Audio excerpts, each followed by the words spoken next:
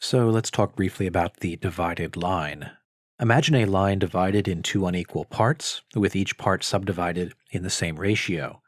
The main divisions represent the visible and intelligible worlds. So to take first the visible world, the first segment is images, which are specified as shadows, reflections, and the like. Knowledge of these things is icasia, or imagination. And then the second division, actual objects of the man-made world, things like animals, plants, and every kind of manufactured good. Knowledge of these objects is pistis, or belief. And just as these two objects stand with each other with respect to their reality, namely the first are copies of the second, so the objects of belief are to the objects of knowledge. The objects of belief are copies of originals.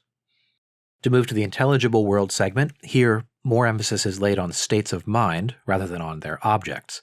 The objects in fact appear to be the same, to be forms, but are seen by different methods and with differing degrees of understanding. The first division, dianoia, thought.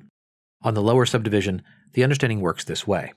The psyche treats the originals of the lower main section, objects of the physical world, as themselves images, and bases its inquiries on assumptions, hypotheses, not progressing from them to a primary principle, but using them as premises to argue deductively to a conclusion.